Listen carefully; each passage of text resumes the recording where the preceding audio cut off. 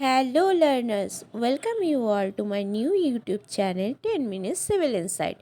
So the main motto of this channel is to cover all the civil engineering topics in a comprehensive manner and in minimum of time. So be a part of my journey and show some love in the form of like, share and subscribe. Thank you. In this video series, I will cover the whole transportation engineering through questions, and this is the part 1. In this series, I will discuss 200 plus MCQ questions of transportation engineering, and this video will be very beneficial for any kind of competitive exam of civil engineering. So let's get started.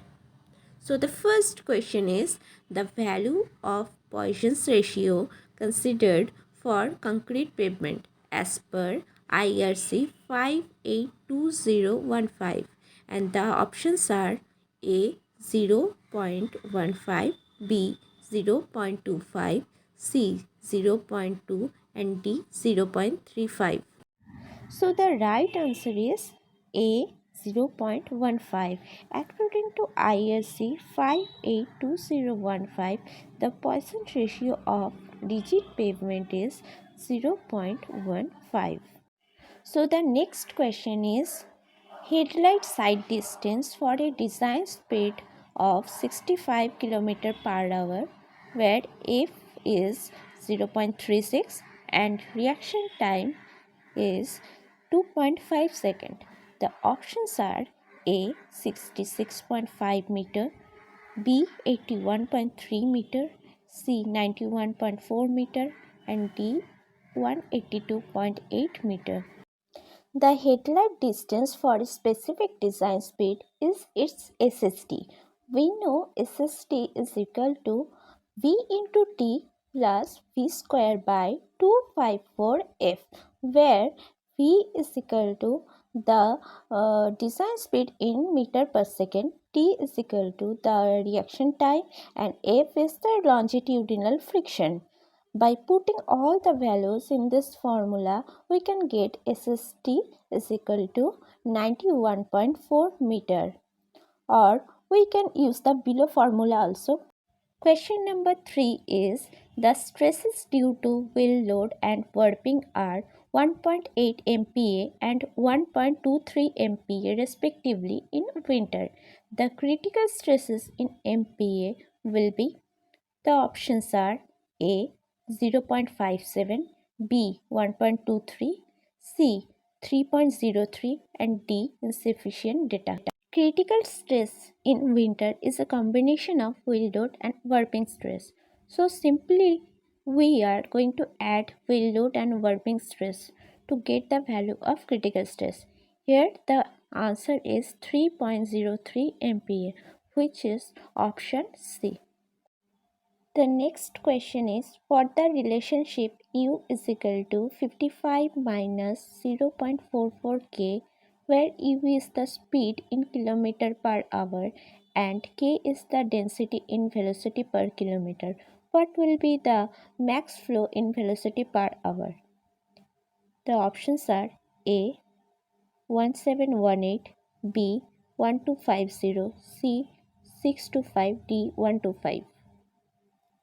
Maximum flow Qmax is equal to flow velocity into jam density divided by 4.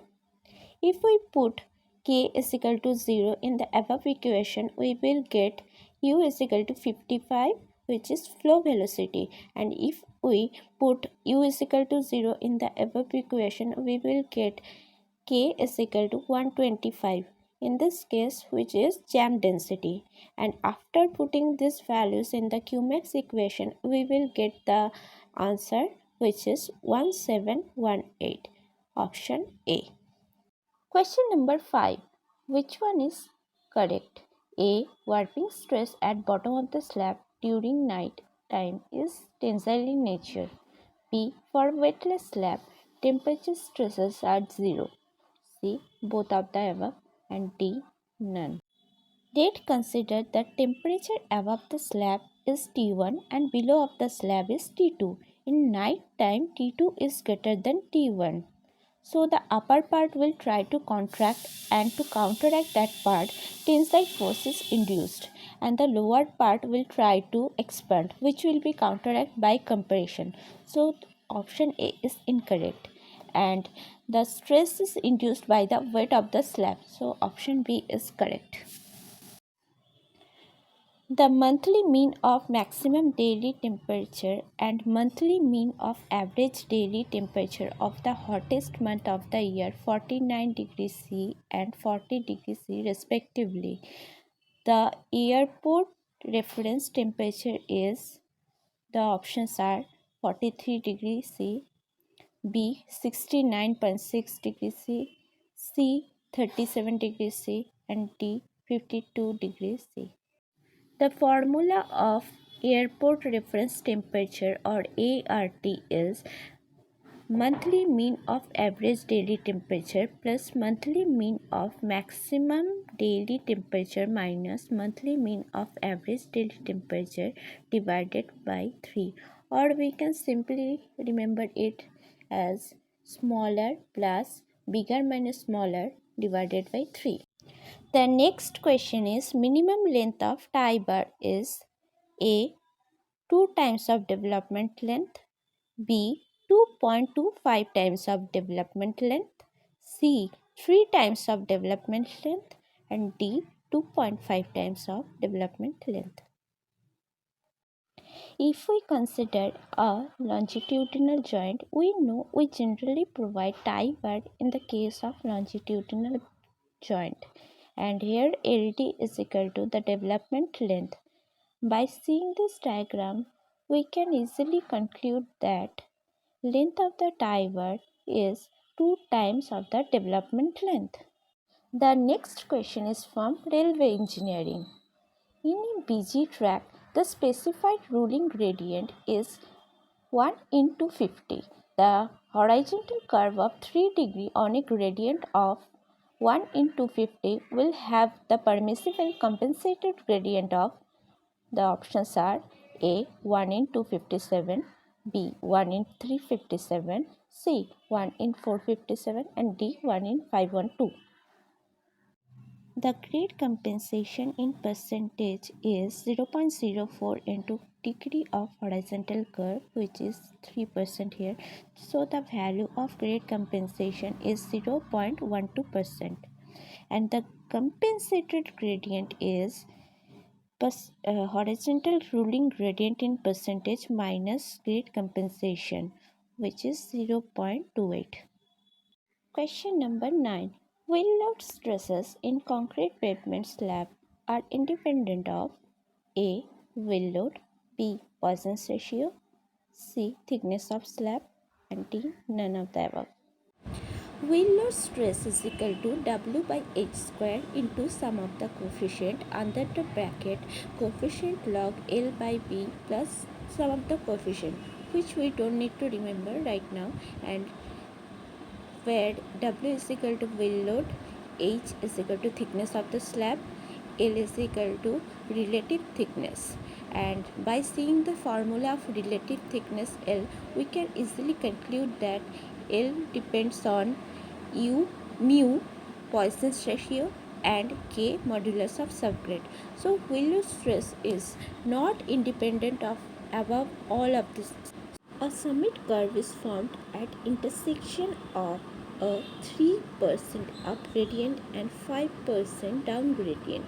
To provide a stopping side distance of 128 meter, the length of summit curve needed will be, the options are A 271 meter, B 298 meter, 3 C 322 meter, D 340 meter. The formula for calculating the length of the summit curve is L is equal to N square divided by 4.4 or 9.6. 4.4 is used in the case of SST and 9.6 is used in the case of OSD. For this question, we are going to use N square divided by 4.4, and N is the change in gradient. 0.03 means the up gradient, positive gradient 3% and 0.05 means the downward gradient which is 5%. So the changing gradient is 0.08, and after putting these values in the formula we will get the length of the summit curve is equal to 298 meter. Question number 11. What is the value of off-tracking while a vehicle is negotiating a curve of radius 32 meter with a wheelbase of 6.5 meter? The options are A 1.32 meter, B 0.86 meter, C 0.66 meter, D 1.15 meter. Of tracking is equal to L square by 2R. L is the wheelbase and R is the radius of curve.